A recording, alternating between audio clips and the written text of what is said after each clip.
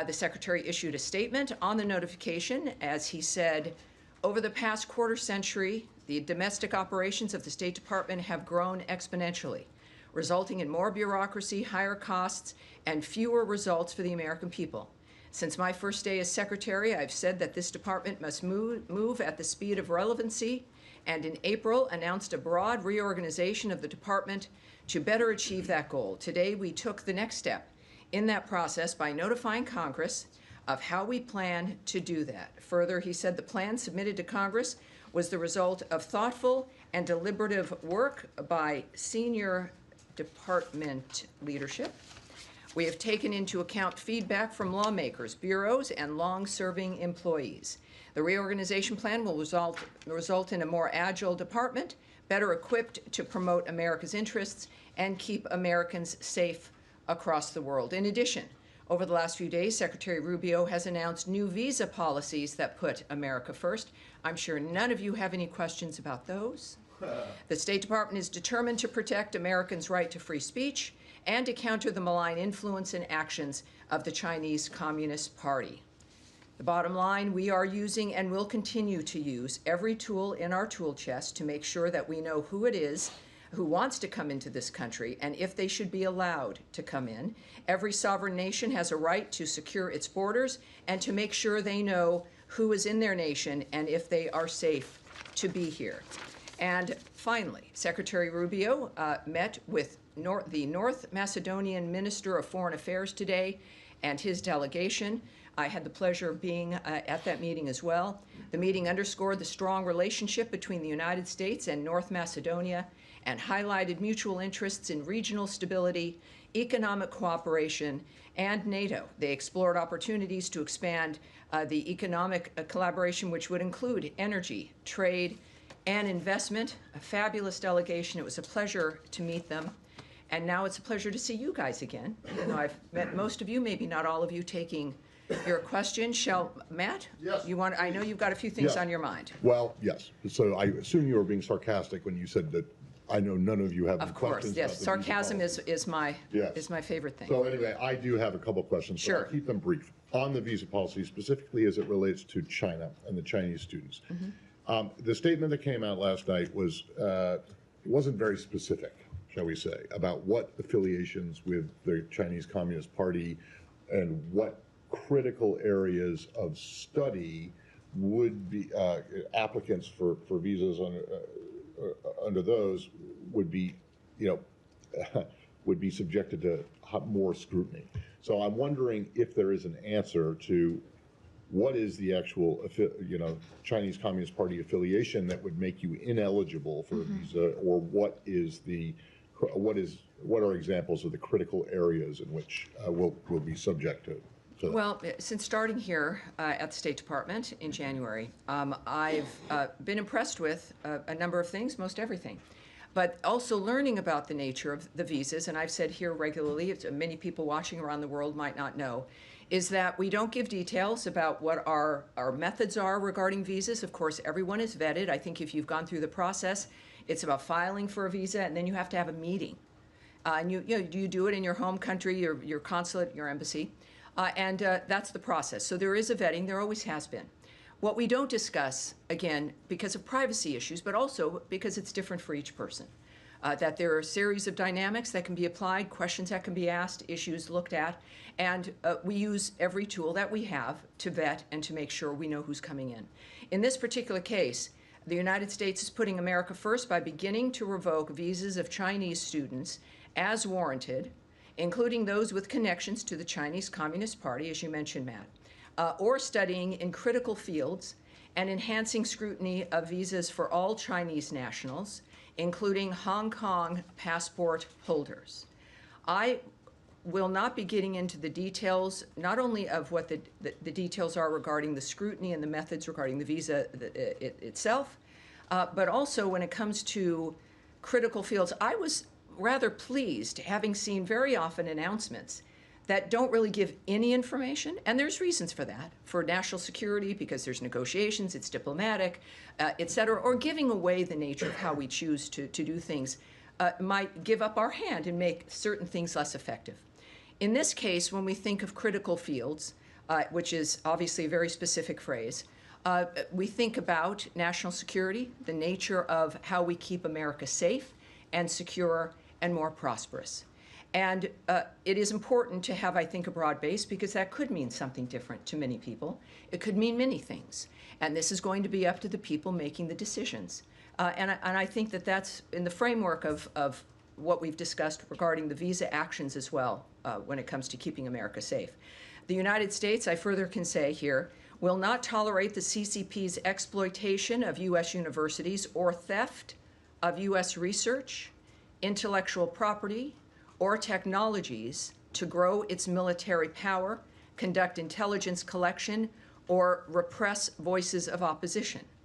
The Trump administration is focused on protecting our nation and our citizens by upholding our national security and public safety through our visa process, obviously very openly and transparently applied by Secretary Marco Rubio. Every visa adjudication is a national security decision, every single one of them. Every prospective traveler to the United States undergoes interagency security vetting, prohibiting entry to the United States by those who might pose a threat to U.S. national security or public safety is key to protecting U.S. citizens at home. So we've experienced this through these last several weeks. It is something that is at the heart and really at the front line of protecting the country. And we're taking it seriously, and we're being open about the nature of what's happening in this particular instance. So could I just ask that last bit that you just said, which was not in the statement last night and is a little bit more specific about? About the nature of the theft of certain things. Yes, well, we again, and as reporters here all and curious people, you know the nature of what China has been doing about, with technology, right? Stealing information, intellectual property, U.S. research, copyrights, et cetera. This is not new or confusing, and this is one way that we certainly can try to mitigate that issue. Yes, Andrea Mitchell.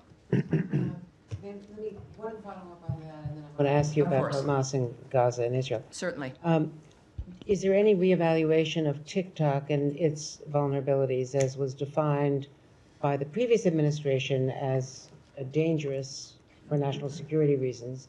Does the White House, does the administration have any reevaluation of TikTok in this context as you're cracking down on Chinese? I would say you'd have to send that question, ask that of the White House.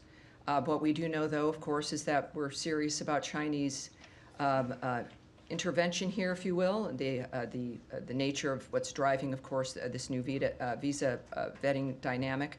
But for that specifically, I know the president has spoke on it. You'll need to ask the White House. And let me ask you about the possibility of a tentative acceptance by Israel of a ceasefire. Let me come back to you on that. I think many of you also have the visa questions, correct? Are we dealing? Let's stick with visas, because there's many different issues at hand, not just this one regarding China. So Daphne. Issue as well? Yeah, we'll get to Gaza after that. Yes. Thank you. There are hundreds of thousands of Chinese students currently in the U.S. What proportion does the State Department expect will face visa revocations? Oh, I can't answer that at all. I mean, one of the things we also, even if I was inclined to want to answer, is we're not going to speculate on where this would go. A lot of this clearly is, perhaps has not been done before, as we look at this dynamic and make a determination of exactly what's been happening in this country. A great deal of what President Trump has done and what Secretary Rubio is doing is beginning to look at certain things, whether it's foreign aid, the nature of visas, how people are getting here, what's happening at the universities, the things we've seen that we don't like that have emerged from them. But I certainly would not hazard to suggest that the numbers matter. What the story is here is that the issue of being serious about safety for the country matters, and we're going to look at that at every single front. So I think it's less about numbers and more about the fact that we're keeping America safe and taking the actions that we need to do that.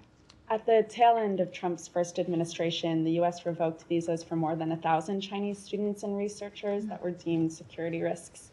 Should we expect the actions that Secretary Rubio announced yesterday to exceed those first-term measures? You love the numbers. She loves the numbers. Daphne from Reuters. How many originally did you say Chinese students were here?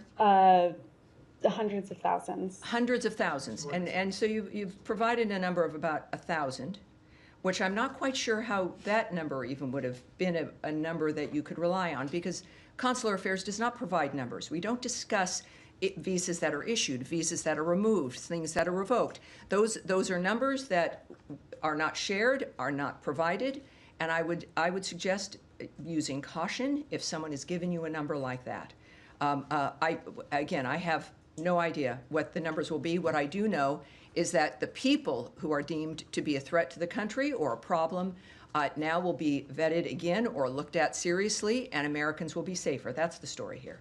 And then just on the visa restriction policy announced yesterday over the censoring of Americans, can you provide any specific examples of what actions prompted the U.S. to institute this policy? And when might we expect any visa restrictions to be implemented? In a case like this, you're looking at a policy that is a reflection of what the Trump administration and the American people care about, which is the idea of Americans being censored. We experienced this through COVID, the nature of our ability to be able to speak our minds. And while I won't give you, or can give you, or would give you specifics about how this particular restriction would be approached, which is not done in a blanket way, right? That there's individuals who are flagged or who are seen as being a participant in some aspect of the censorship of Americans. What I can say is that all of what you see emanating from the Trump administration and the State Department is a reflection of the policy of this administration and what the American people want and expect when it comes to what their futures are going to hold. Again, on visas, hold on, please. Still on visas. Still on visas. One moment, I'll be back with you. Yes. One on the cable that went on Tuesday, it said they expected this expanded social media vetting guidance for visa applicants to go out in the coming days. Are you still tracking that timeline, and give us any Yes. guidance on what that is going to Yes, look I can't like? give you a specific timeline, but there will be more information. What I can say is that, in general, because that was an internal communication that was leaked, at the same time, we have confirmed that the details are accurate. Also, the Trump administration is focused on protecting our nation and our citizens by upholding the highest standards of national security and public safety through the visa process specifically. Every adjudication, as I noted to you, is a national security decision. And a visa, as a reminder, is not a privilege. It's a privilege. It's not a right. It's not a birthright. It's not something that you're owed, no matter where you come from. Every prospective traveler to the United States undergoes interagency security vetting. And this is important with these conversations because it seems like only certain groups are facing vetting with visas. Every single person does. So I would say that, yes, you're going to get more information.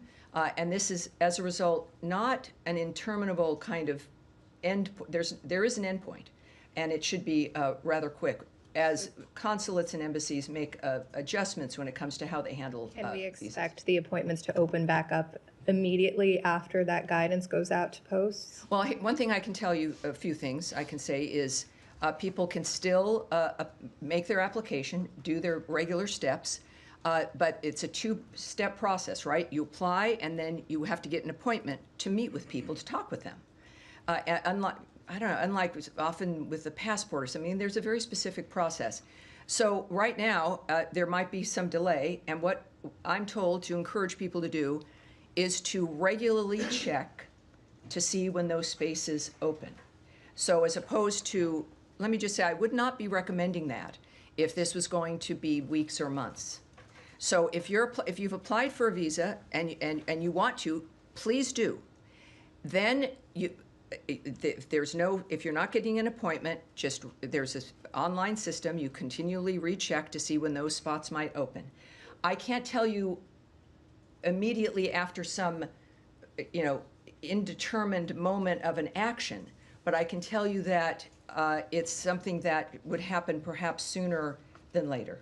And then one more. On Harvard, my understanding is that you are now reviewing all of the visas of Harvard-affiliated visa holders, not just students. Can you confirm that? And why is this broader review taking place? Do you expect it to impact medical professionals, for example, professors at the university? I hesitate only because all of this is regarding visas and the nature of our mission and the approach that we take regarding who is being scrutinized and how we're going to approach. So we're going to put that off. I think we probably will have a bit more on that next week, perhaps, but we'll put that off now. But what I can say clearly with all of the news over the last 48 hours is that the visa process is a key component of keeping the country safe. It is not targeted at certain only specific individuals. This is an overarching national security action, and we are acting quickly. Obviously, we're a nation that loves people coming here the legal way, and we want to help facilitate that, but not at our own risk. Sean. Sure. More on the visas. If you don't mind me emphasizing, as Daphne and Matt asked you, on the language, the Secretary's statement yesterday, aggressively revoke visas for Chinese students, including those with connections. It's not specific. He's not saying specifically those with connections. So, I mean, there are 277,000 Chinese students in the United States. I mean, should all of them feel that they're at some risk of having their visas revoked? I think everyone who's here on a visa has to recognize, certainly is what they've seen over the last few months, that America takes their visas seriously, that vetting is not a one-time process, it's continuing, and that if things happen, if you get arrested, if there's some kind of an issue, it's probably going to be seen at some point. But I do think that with this particular dynamic, it's clear that there's an interest in making sure that those who are here from China on a visa understand that we are taking our national security seriously, and we are looking at their visas, and if everything's fine, terrific. But that will be a vetting that certainly continues and is important, clearly, to the administration. Okay, and a bit broader, I mean, you said if everything is fine, you're welcome. More broadly, all these things that are going on with the student visas, with the vetting, with the suspension for now of new appointments. I mean, is it still a priority for the administration to encourage students to come to the United States? They have other options. It's been said that Hong Kong, for example, is now saying students at Harvard, doctoral students, have a fast track to go there. Is there any concern that the U.S. is losing a competition? After all, there's $50 billion into the economy from international. Yeah, well, people come here because this is where you start new lives, where you have every opportunity in the world. There's a reason why people come here. It's because of what the country represents. Yes, the excellence of our schools, and we want to keep it that way. We want parents who send their children, whether they be from a different country or America, to an American university, that they can recognize their child when that child returns home. And that child actually has skills and an education that can improve their future, that can get them a job, that can help facilitate the dreams that they've had, as opposed to political indoctrination or the idea of just activism or a certain political framework that they move out with. This should be an education that is literally liberal. The idea that you learn things that help facilitate your life no matter where you come from, who you are, if you're a Jew or a non-believer or an atheist or black or white or a woman. We've been through this in this country for the last 2 to 3 generations still. And our focus is making sure that everyone who does want to send their child to a school in this country can do so knowing that they're going to be safe, they're going to be able to get into a building and not held hostage in a library because it's been occupied, or that they're going to be able to actually learn things that you're paying that kind of money for. So yes, it not only should encourage more people, for those who are already here, it's certainly an important dynamic for believing and understanding that your child's going to be safe and that you're going to get something that you've paid for, more than a social activist who lives in your basement. Can I switch to the Middle East, or does anybody else have anything? Well, yeah, it's an unusual day for me, and time flies, doesn't it? I was going to Well, ask that. so many people, too many people. Matt. So we've talked a great deal about the visas. And Gaza, all right. We had Gaza. Where is she? There she is in the blue jacket. You'll be second. We'll go to Andrea on Gaza, and then we'll go into the back. I was Yes. about to ask you about the reported acceptance by Israel of a ceasefire for Gaza. What you can fill in about that? Does it include expanding food deliveries? Does it include the south as well as the north? And do you know whether Hamas has signed on to this? And is Qatar or Oman? Well, we know there's been a proposal put forward that seems to be promising. We are unaware of Hamas accepting it, but we do believe that it has some significant promise. We would, of course, as you might imagine, it's been a goal of the administration to get all the hostages out, certainly the bodies that are being held. And so, and I believe that Caroline addressed this too, I think, earlier. Yes, so there is some optimism, some important optimism, but the aspect regarding Hamas and its position is unknown at this point. But I think that there's some optimism regarding what has been proposed. And do you know if this came from Mr. Witkoff and Germer and the other envoys who were here from Israel this week? Well, I believe that certainly Special Envoy Witkoff, as he's been involved in most issues and our successes, but at this point, we're still waiting to get some kind of a final point put on that. Which would allow even more humanitarian aid to move in, and certainly the return of hostages and bodies. This is what we continue, always are working on, and we're excited that this might be a good development. All right, Nadia. Thank you. I'm following up on Gaza again.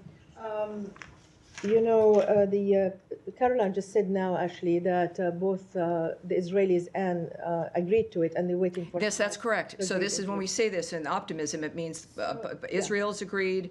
All right, so we're in a very good position, I think. But as you know, the president said he wants to see an end to this war.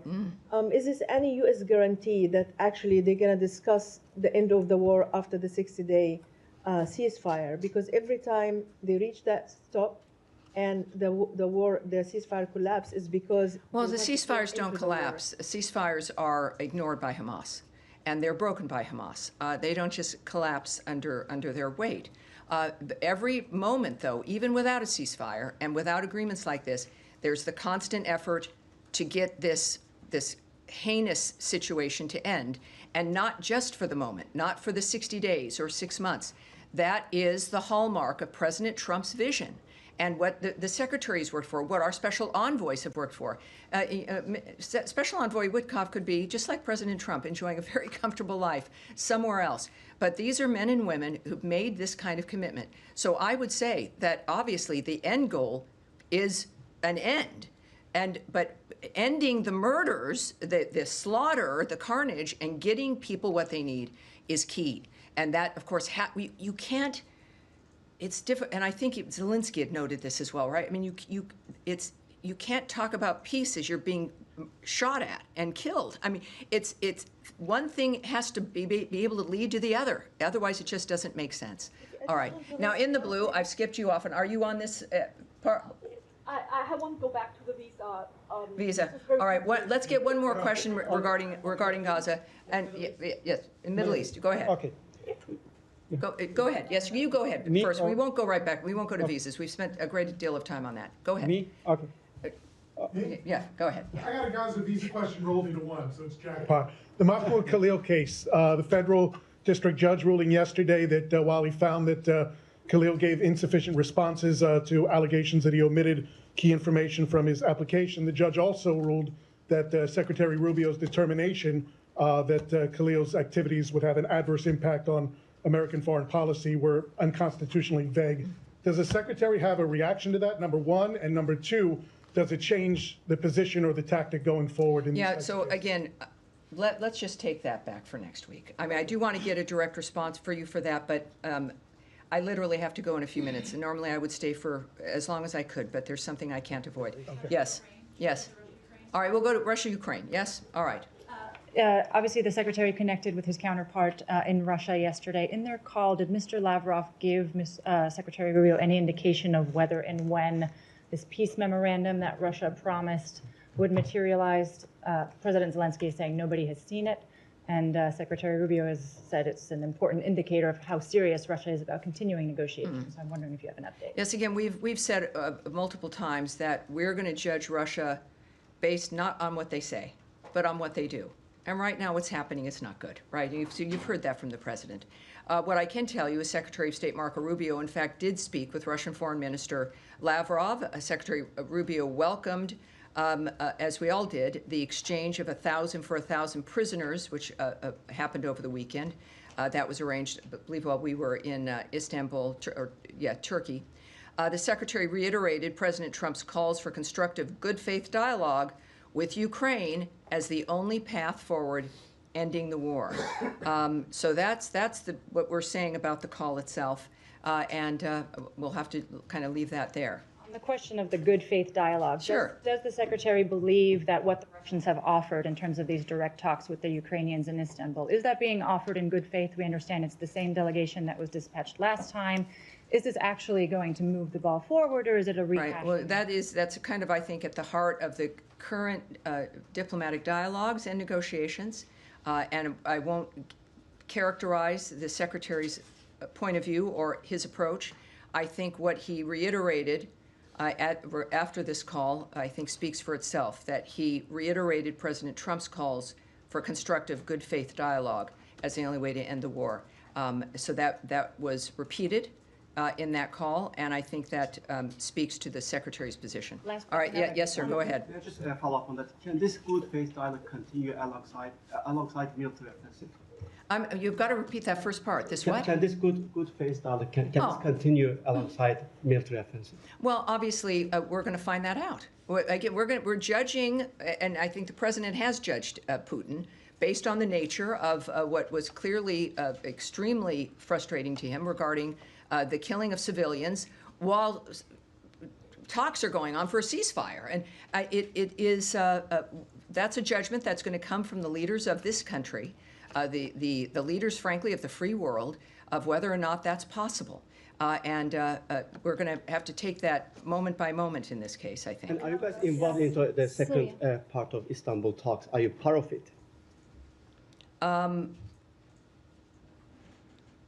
I'm not going to go into that. I have nothing to preview for you on that. So yes, sir, go ahead.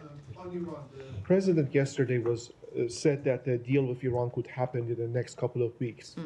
The Iranian foreign minister today on X said that media are speculating about an imminent agreement, but he's not sure we are there yet.